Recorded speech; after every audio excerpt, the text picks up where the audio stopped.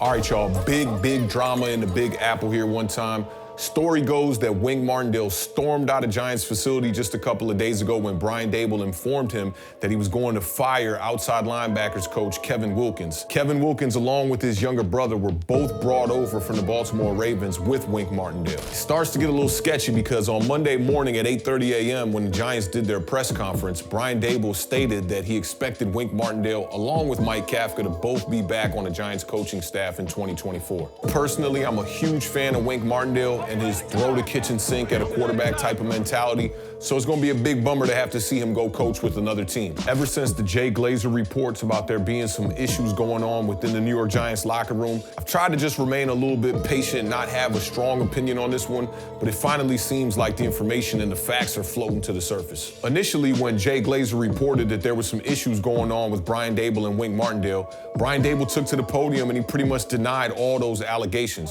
but it looks like that wasn't the case at all. Yesterday morning, Paul Schwartz of the New York Post put out an article detailing some of the issues that have been going on behind closed doors inside the New York Giants facility. According to Schwartz, Brian Daboll informed Wink Martindale that he indeed did want him back on the coaching staff in 2024, but it would have to be without Drew Wilkins and his younger brother. Drew Wilkins was a big part in helping the New York Giants formulate their defensive strategy and game plans along with Wink Martindale. Schwartz continued, he said that Wink Martindale was angered, stormed out of the building, slammed the doors, and left the New York Giants facility. Schwartz continued to say that according to some people in the building that Wink Martindale and Drew Wilkins were creating their own type of hierarchy within the building and even at times bypassing Brian Daboll and thinking that they only had to answer to ownership. Schwartz added that during the Week 10 matchup against the Dallas Cowboys that Brian Daboll informed Wink Martindale that the idea was to have a conservative game plan with Tommy DeVito getting his first start at quarterback. Now, in the original article, Paul Schwartz said that Wink Martindale ignored Brian Daboll's request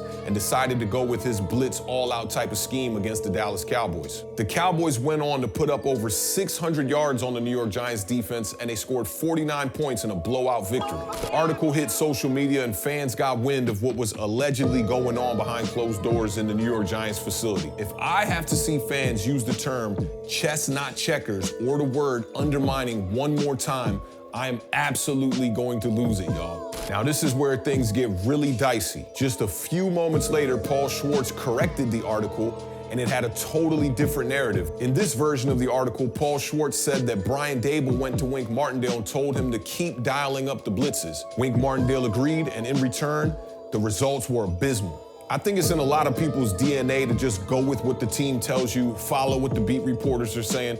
I'm the kind of person that likes to have the facts before giving my full opinion on a situation. Some people kind of took that as maybe I don't like Brian Daboll and assuming all kinds of other stuff, trying to read between the lines that really don't exist. Thus far, I really like what Brian Daboll and Joe Schoen have brought to the New York Giants. But if I were to say that this situation was not concerning to me at all, that would be an absolute lie. And I still have plenty of questions, like why weren't the Wilkins brothers fired on Monday when Bobby Johnson and Thomas McGahee were let go by the New York Giants? If any of these reports are true about Wink Martindale wanting to go rogue, ignoring authority, why would Brian Daboll want a guy like that back on his coaching staff in the first place? And in the midst of searching for answers to a lot of these questions, the New York Giants just came out from their official Twitter account and said that they, the New York Giants and Wink Martindale, have mutually decided to part ways. So there you have it. The New York Giants will be in search for their next defensive coordinator.